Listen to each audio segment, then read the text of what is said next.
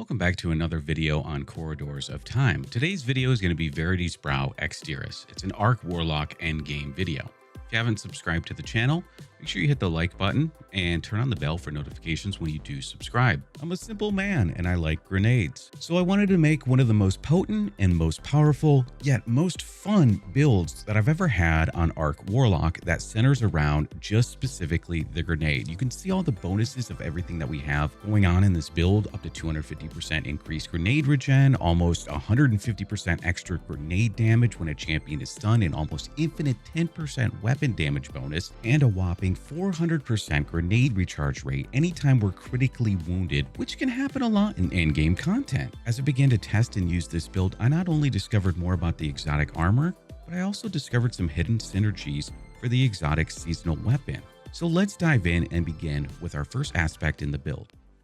To begin, let's start talking about Arc Soul, which is the first aspect. You're going to be able to cast your rift and create an Arc Soul that fires at targets in front of you. Allies can pass through that rift to get an Arc Soul as well, and your rift is going to recharge faster when allies are near.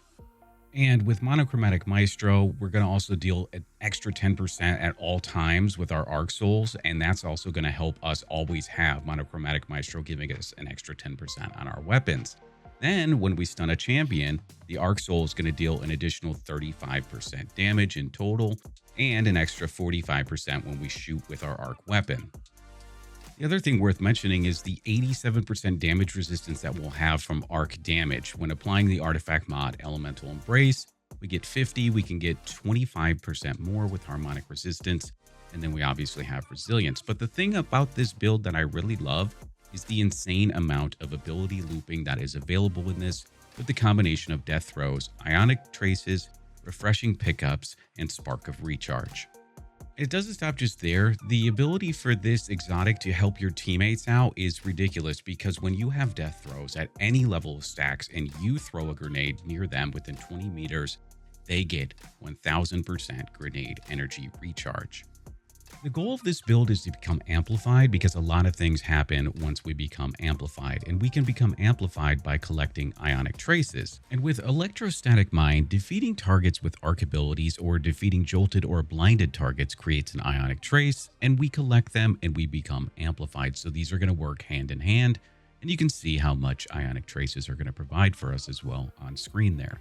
So going back into this idea of being amplified, what we're going to be needing to do here is use our Arc Souls. That's going to count as ability kill. We're going to get amplified. We're going to get a lot of damage resistance. We're also going to have Arc Souls that shoot a little bit faster, deal additional damage, and we'll get the maximum rate of fire for Ex-Diris. Now all of that combines together nicely with our exotic helmet, Verity's Brow.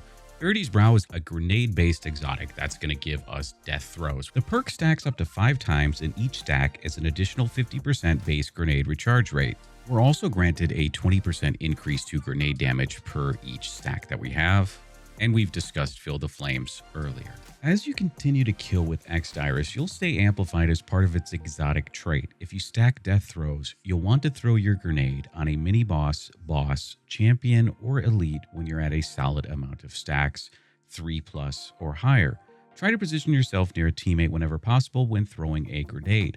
Also, staying near teammates provides you with increased rift regeneration. The build will coast on its own at this point. All Arc Soul kills will provide Ionic Traces, which can amplify you. Ex-Diris will amplify you when it gets kills, and you'll use this to secure death throws times 5. It's easy enough to use in the right context and content, as long as you maintain awareness of your death throws counter.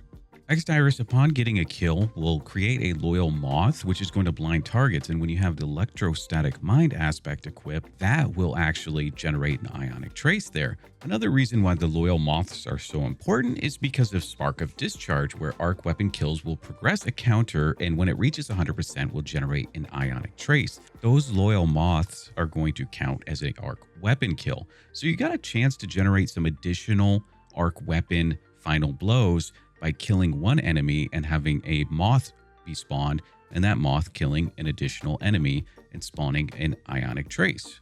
And if it just so happens to be both a Strand and an Arc Surge, then you can take advantage of Thanatotic Tangles, and you can use either a Scout Rifle, Auto Rifle, or Strand Hand Cannon to be able to generate some additional ability energy by making a tangle, collecting that tangle. As you see here, I just threw my grenade, collected the tangle, and got 33% of my ability energy there by using the artifact mod Refreshing Pickups. Refreshing Pickups is going to provide 33% ability energy to whatever ability is the lowest when you pick up either the Arc Orb or the Strand Tangle.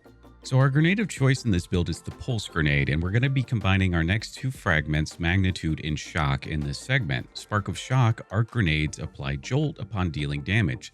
That's going to stun overloads, but also defeating jolted enemies is going to generate an Ionic Trace. We'll collect the trace, gain 12.5% ability energy, and then become amplified. That extra Ionic Trace from the Jolt helps us get back to full grenade ability energy to take full advantage of Verity's Brow.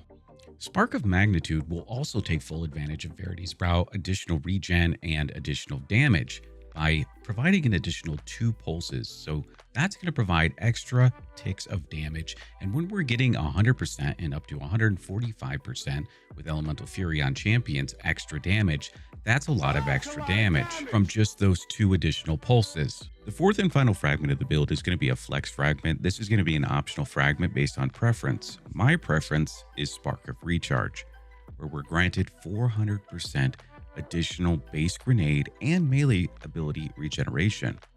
Now, if you can see in the video footage, you can see how hitting yourself one time with Ex-Diris just gives you the ability to just get some grenade and melee energy back. So that's going to be our pick. Now, if you have another preference in the build, feel free to make any changes that fit you and your playstyle.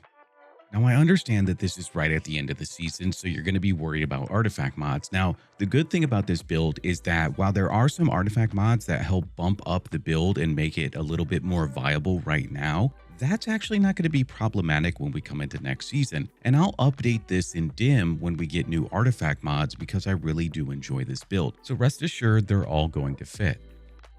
We're going to begin with the helmet, and on our helmet, we're doubling up on Special Ammo Finder because Ex-Diris is really what the build is centered on. And then we have Harmonic Siphon because that's going to be for making rapid arc weapon final blows create an orb of power.